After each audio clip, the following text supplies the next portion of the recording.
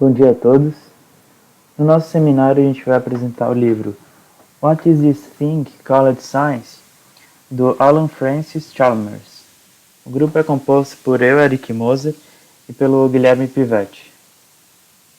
Esse livro foi inicialmente publicado em 1976, na sua primeira edição, e foi melhorado com o tempo.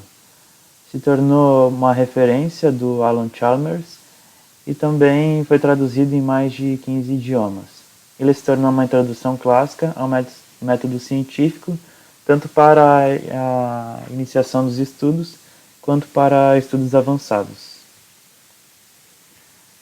Nessa apresentação, a gente vai abordar os capítulos 3, 4 e 5, que são experimentar, derivando teorias dos fatos, ou seja, indução, e apresentando o falsificacionismo. O que são os fatos científicos? Ou melhor, o que é necessário na ciência para obter fatos científicos? Bom, a gente pode pensar que muitos dos fatos científicos eles podem ser observáveis. A maioria deles, por exemplo, a gente pode ver que fazer a contagem de livros de uma estante ou descobrir, olhar para a cor do carro do vizinho, a gente vai estabelecer fatos. Mas afinal, quais desses fatos são relevantes? E com o que a ciência se preocupa? É interessante a gente pensar no sentido de que os cientistas devem se preocupar com fatos apenas que fazem sentido e contribuem para a pesquisa. Muitos tipos de processos que estão em funcionamento no mundo ao nosso redor, eles são sobrepostos e interagem uns com os outros de maneiras complicadas. Por exemplo, imagine que você está olhando para uma árvore e cai algumas folhas dessa árvore. E você deseja saber por que essas folhas estão caindo. Bom, a gente pode deduzir que é por causa do vento, é por causa da árvore que já está apodrecendo, da estação do ano, por causa que está chovendo em cima da folha, por causa da gravidade. Muitos podem ser as nossas conclusões. Mas, na verdade, na experimentação científica, para os fatos adquirirem relevância para a identificação e especificação dos vários processos em curso na natureza, é necessário intervir na prática para tentar isolar o processo sob investigação e eliminar os efeitos de outros. Por exemplo, no exemplo da folha, a gente poderia tentar isolar cada um das nossas intuições, nossas hipóteses, para tentar determinar o que causou a queda daquela folha. Referente à teoria e prática, há uma certa discussão que a gente vai abordar mais para frente, mas a gente se pergunta, será que é a teoria que explica a prática ou a prática que explica a teoria? Qual dos dois? Então há um sentido significativo em que os fatos experimentais e a teoria estão interrelacionados. Os resultados experimentais eles podem fracassar, eles podem ser atualizados com o tempo ou substituídos por razões razoavelmente diretas. A gente vai ver isso através de um exemplo histórico. Esse exemplo histórico envolve Hertz e Thomson. Bom, Hertz iniciou seus estudos sobre tubo de descarga, que eram fenômenos interessantes e bastante estudados no último quarto do século XIX. E um dos experimentos de Hertz, ele concluiu que os raios catódicos não são feitos de partículas carregadas. A gente considera hoje em dia que essa conclusão de Hertz foi precipitada e atribuída como falsa, e seus experimentos inadequados. Mas por que isso? Bom, o Thomson, tempo depois, ele veio com uma tecnologia melhorada e com uma melhor compreensão da situação. E com isso foi possível ele melhorar e rejeitar os resultados experimentais de Hertz. O principal motivo por qual Thomson conseguiu melhorar os esforços de Hertz foram aproveitar as vantagens da tecnologia de vácuo, aprimorada para remover mais moléculas de gás do tubo. Os resultados experimentais eles são necessários não apenas para serem adequados, no sentido de terem registros precisos do que aconteceu, né? Mas também de serem apropriados ou significativos. Eles normalmente são projetados para lançar luz sobre alguma questão significativa. O problema, por exemplo, dos experimentos de Hertz, ele não decorre das inadequações das suas observações. Ele fez certo, mas e sim a configuração experimental dele, e na época que ele estava, não tinha tecnologia suficiente para chegar às conclusões que ele precisava, as conclusões corretas, né? Com isso, levanta-se o problema da circularidade, que seria a seguinte: seria correto a teoria julgar os resultados experimentais como certo, ou por sua vez, eles quem apresentam evidências para validar as teorias?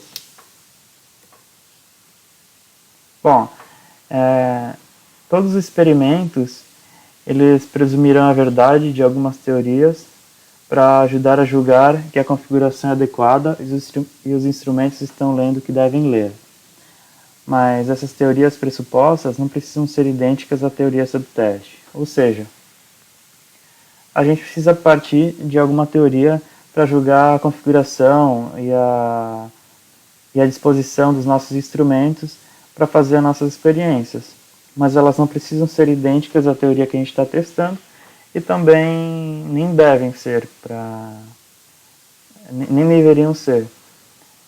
Por mais informado que seja um experimento, há um forte sentido de que os resultados de um experimento são determinados pelo mundo e não pelas teorias. Isso quer dizer, na verdade, em relação, por exemplo, ao Hertz, os dois físicos eles levantaram resultados divergentes. E não foi nas teorias sustentadas por eles que ocorreu essa divergência, mas sim nas diferenças materiais dos arranjos experimentais. O capítulo seguinte que iremos apresentar é Derivando Teorias dos Fatos, Indução. O autor coloca que a ciência é derivada dos fatos. Isso é verdade? Bom, não importa o que venha primeiro, os fatos ou a teoria, a questão a ser abordada é até que ponto a teoria é sustentada pelos fatos. Então, para isso, a gente vai utilizar o raciocínio lógico, para observar se as características do raciocínio lógico são necessárias para comprovar a teoria como uma consequência de fatos. Vamos utilizar 3 exemplos de lógica proposicional para explanar isso. Primeiro exemplo de lógica. Temos as seguintes premissas. Todos os livros de filosofia são enfadonhos. Este livro é um livro de filosofia. Portanto, podemos concluir que este livro é enfadonho. E de fato isso está certo, né? Pois se todos os livros são enfadonhos, os livros de filosofia são enfadonhos, e eu tenho numa mão o livro de filosofia, posso concluir que esse livro é enfadonho. Correto. Já no segundo exemplo de lógica, a premissa é que muitos livros de filosofia são enfadonhos. Segundo a premissa, este livro é um livro de filosofia, a conclusão é que este livro é enfadonho. E aqui já vemos problema, pois se muitos livros de filosofia são enfadonhos, pode ter um livro de filosofia que não é enfadonho. Então eu não posso concluir que o livro que eu tenho na minha mão é enfadonho, mesmo sendo um livro de filosofia. E o terceiro exemplo de lógica, temos a premissa de que todos os gatos têm 5 pernas e Bugs Fuzzy é meu gato. Logo eu concluo que Bugs Fuzzy tem 5 pernas. Essa lógica está errada, pois a gente vê que a primeira premissa já está errada também. Então, as leis científicas podem ser derivadas dos fatos? Bom, o autor coloca que o conhecimento científico não pode ser derivado dos fatos se derivar for interpretado como deduzir logicamente. Vamos a outro exemplo. Imagine que quando a gente esquente um metal, ele se expanda. Por isso a gente faz algumas algumas observações, algumas amostras de metais. Por exemplo, para o metal X1, a gente esquenta a uma temperatura T1 e vê que ele se expande. Para o metal X2, a uma temperatura T2 se expande, e mais alguns metais, a uma dada temperatura, também se expande. Então a gente conclui que todos os materiais se expandem quando aquecidos. Isso está correto? Está errado, pois não é porque a gente mediu uma certa quantidade de metais, a gente pode considerar que todos os metais se expandem quando aquecidos. Isso então a gente introduz sobre o que é argumento indutivo. São argumentos que procedem de um número finito de fatos específicos para uma conclusão geral. Entretanto, as leis científicas gerais vão além da quantidade finita de evidências observáveis que está disponível para apoiá-las. Então aqui a gente vê um problema de que para usar argumento indutivo nas leis científicas isso não é muito usual. E o que constitui um bom argumento indutivo?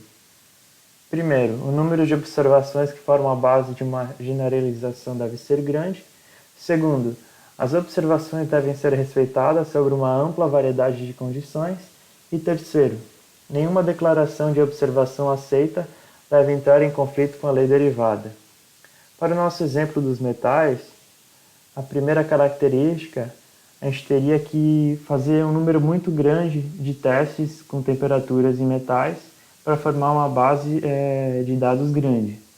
Já na segunda, a característica do argumento indutivo diz que a gente teria que fazer a medição sobre uma variedade de condições grande também.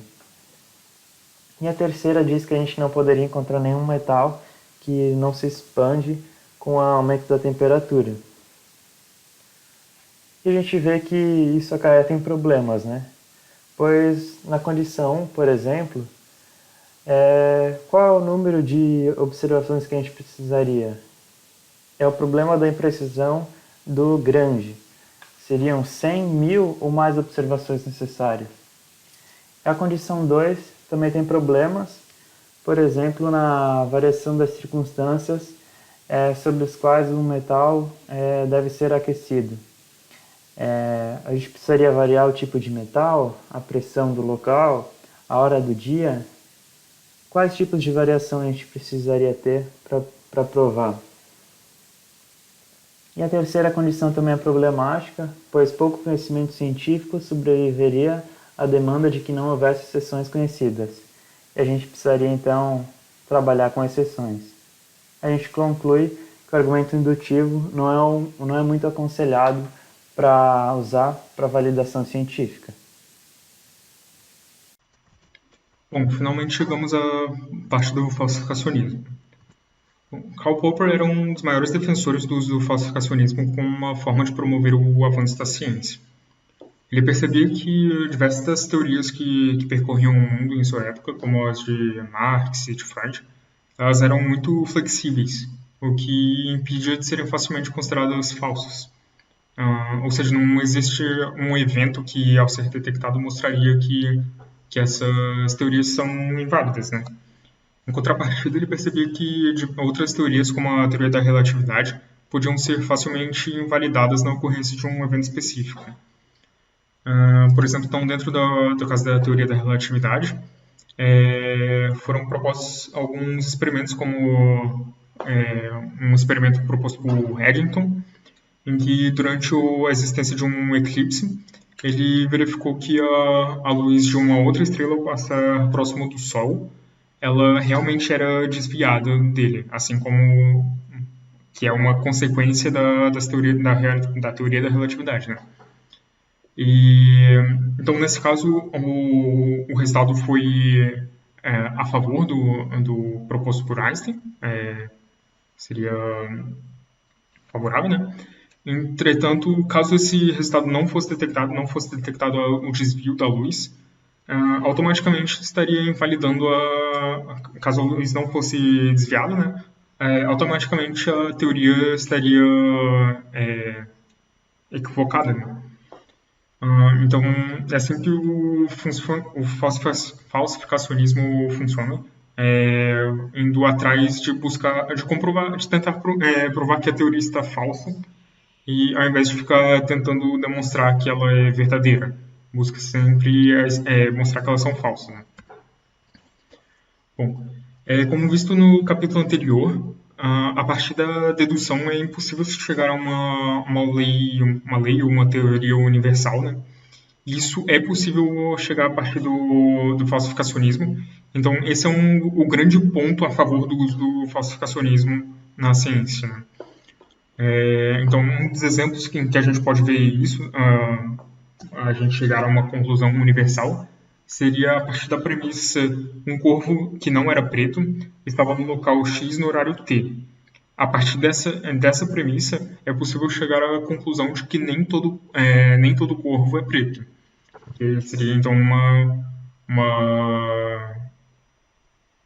uma lei universal, né, negativa, mas uma lei universal, que não é possível chegar a partir da dedução.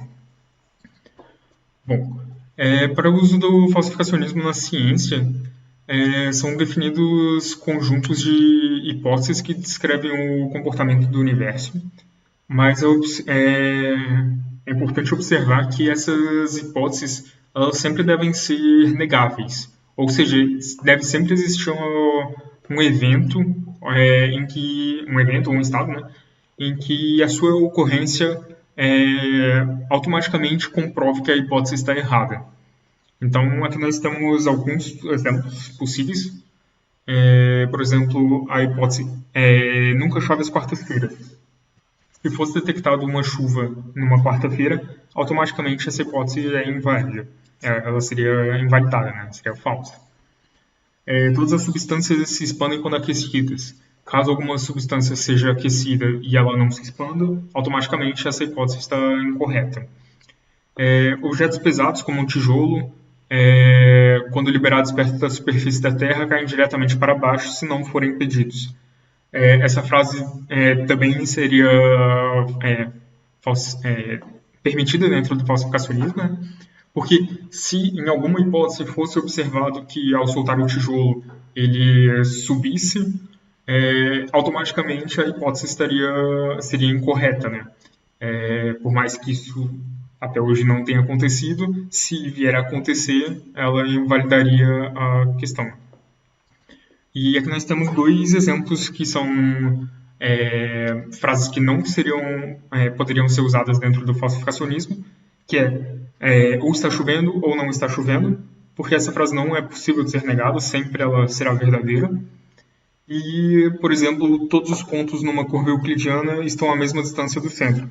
Essa frase, por se tratar de uma definição, ela também não tem como ser negada, então ela também não poderia ser usada, não poderia ser uma hipótese do falsificacionismo, né? E dentro de hipóteses permitidas dentro do falsificacionismo, né, diversas hipóteses têm diferentes níveis de falsificabilidade. Quanto mais uma teoria propõe, mais fácil seria provar que ela está errada. Existem mais casos que é possível detectar a sua incoerência, né? Então, uma boa teoria dentro do falsificacionismo seria justamente uma altamente falseável, né? Aqui nós temos dois exemplos, então, de hipóteses.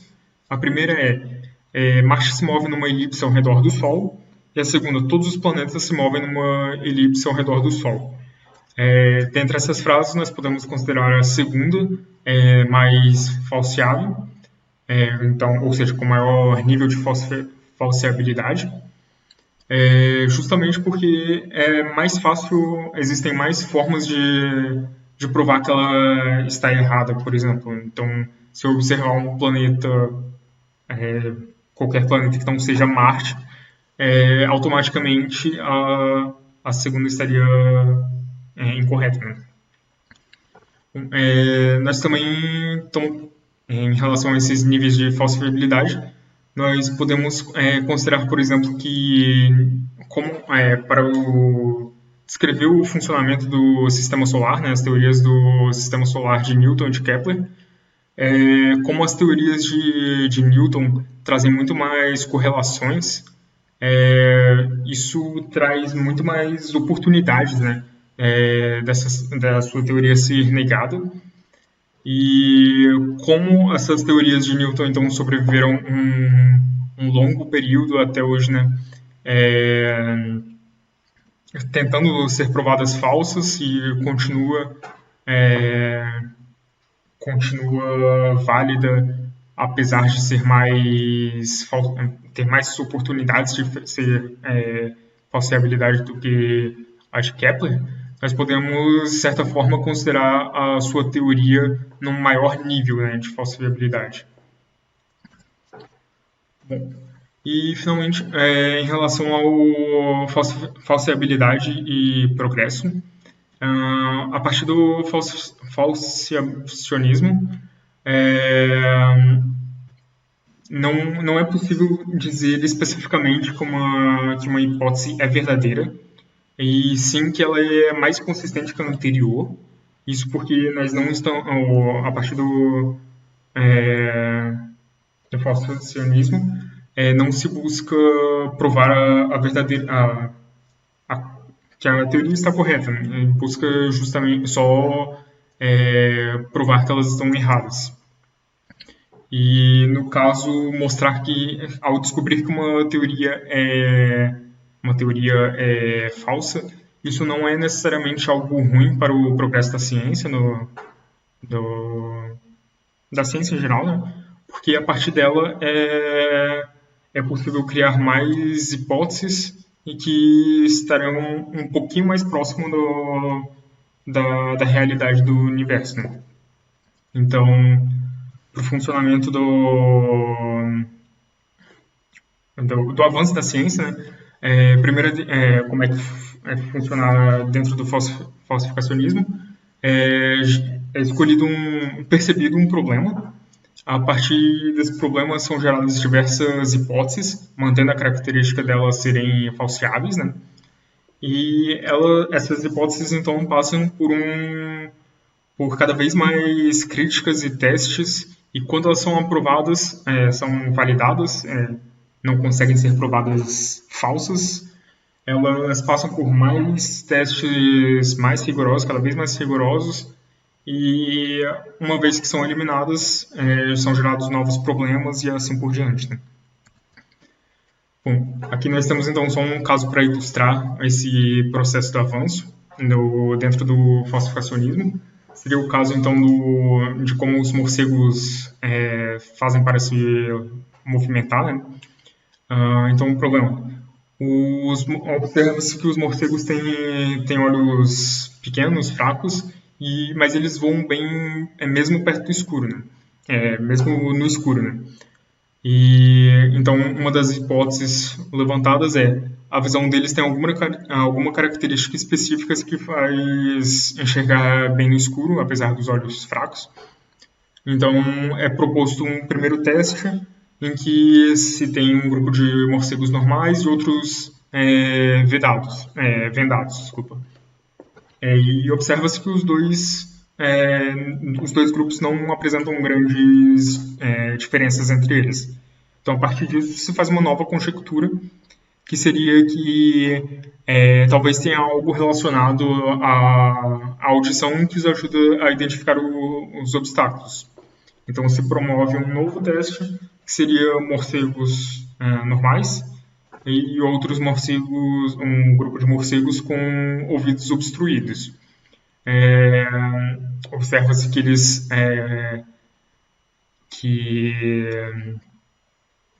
que o resultado foi bem melhor dos que não estavam com ouvidos obstruídos. Então se chega a uma nova hipótese, que seria que eles utilizam um eco para se localizar. Assim se faz um novo teste para poder testar essa hipótese, né? E como, por exemplo, o amordaçar os morcegos e os morcegos sem estarem amordaçados. E assim a ciência vai se evoluindo, ainda podem ser feitas novas hipóteses, como algo que nós temos alguns exemplos, que não é o ouvido especificamente que faz parte desse processo de localização do morcego, né? Seria alguma região próxima do ouvido, por exemplo. Pode ser uma hipótese, por exemplo, que isso só funciona para a espécie testada, uma outra espécie não vai funcionar, e assim por diante podem ter infinitas novas hipóteses, e que assim a ciência nunca pararia, sempre existem novas hipóteses para serem testadas, e as hipóteses já testadas também podem sofrer processos mais rigorosos, né?